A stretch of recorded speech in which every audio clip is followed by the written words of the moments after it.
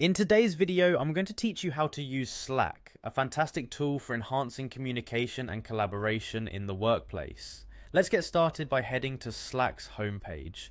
Open your preferred web browser and navigate to slack.com. This is where all the magic happens in organizing your workspace. Now, once you're on the homepage, look for the button that says Create a New Workspace. Click on it. If you haven't already signed up or logged in, you'll first need to provide your email address. If you're new to Slack, this would be a good time to create an account. Follow the prompts to get this done. With your email set up, click your way to creating your workspace. The next step is to choose a name for your workspace.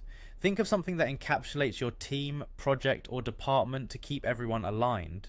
Once your name is in, click Next. You might have to click Next a couple more times as you proceed.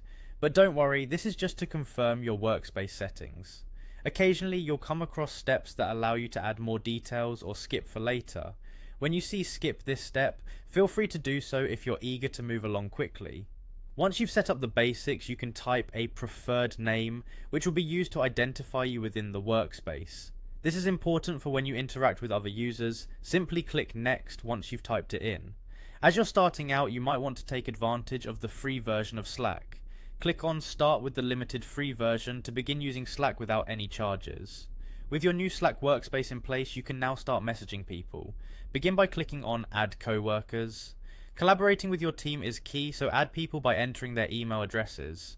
Once entered, send out invitations by clicking Send Invite. After that, simply hit the Send button, and once you've finished inviting everyone you need, click Done. Once your team is in Slack, you can click on Members to see all the current participants within your workspace. Familiarizing yourself with navigation is crucial, so take some time to explore the interface. The left side panel will become your go-to spot for accessing different features as you get more comfortable with Slack's environment. To explore your team's conversations, click on Browse your team's conversations. You can also use Slack to track and manage projects. Click on the button to create a list, and then click New List to get started. You'll need to type in a name for this list and then click Add Item to start populating it with your tasks. Finally, use Lists to stay on track by adding tasks from your project.